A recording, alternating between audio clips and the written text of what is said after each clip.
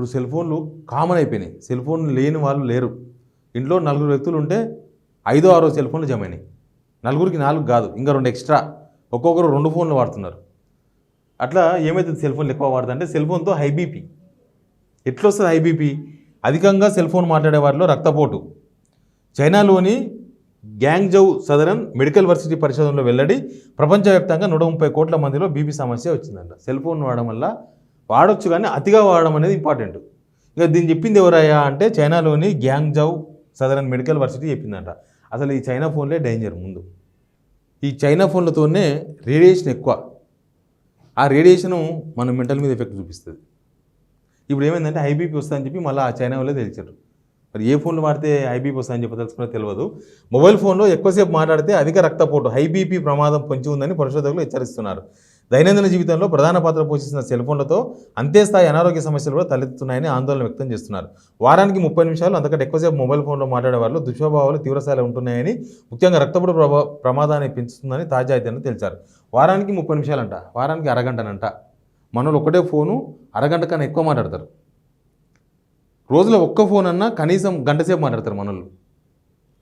వీళ్ళేమో వారానికి 30 నిమిషాలు అని చెప్తున్నారు. వారానికి అరగంట అంటే రోజుకు ఎంత పడుతుంది?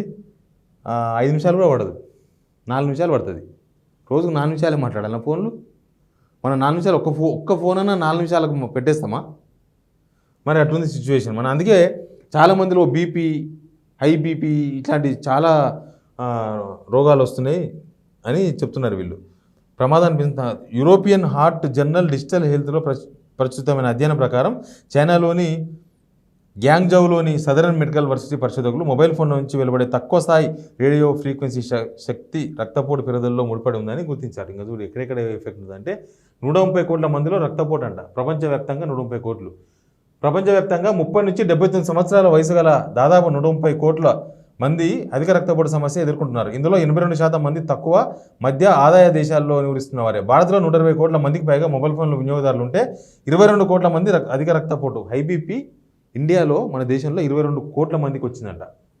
రక్తపోటు సమస్య గుండెపోటు, అకాల మరణానికి దారితీస్తుందని పరిశోధకులు హెచ్చరిస్తున్నారు. హైబీపీ వల్ల వచ్చే హై టెన్షన్, హైపర్ టెన్షన్, ఇతర సమస్యలపై అవగాహన పెంచుకొని చూపిస్తున్నారు. తాజా పరిశోధనలో 30 నిమిషాల కంటే తక్కువ సమయం ఫోన్లో మాట్లాడే వారితో పోలిస్తే మిగిలిన వారిలో రక్తపోటు వచ్చే ప్రమాదం 12% ఎక్కువగా ఉంటుందని తేల్చారు. వారానికి 6 గంటలకు పైగా ఫోన్లో మాట్లాడే వారిలో రక్తపోటు ప్రమాదం 25% పెరిగింది. వారానికి 6 గంటలు అంటే రోజుకు గంట, ఆల్మోస్ట్ దగ్గర మనం రోజుకు నాకు తెలిసి 5-6 గంటలు మినిమం మాట్లాడేది. కండరాలపై ఒత్తిడి.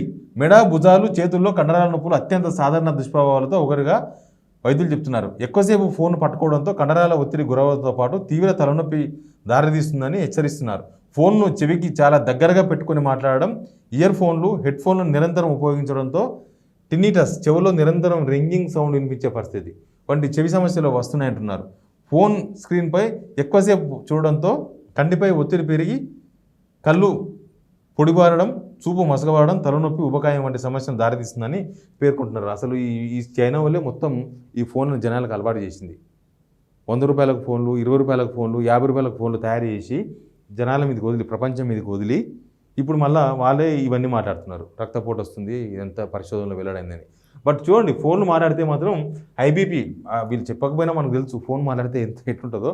కానీ మాట్లాడే పరిస్థితులు, మాట్లాడే గంటలను బట్టి ఐబీపీ ఎఫెక్ట్ ఎట్లా ఉంటుంది అనేది వీళ్ళు రాసిండ్రు.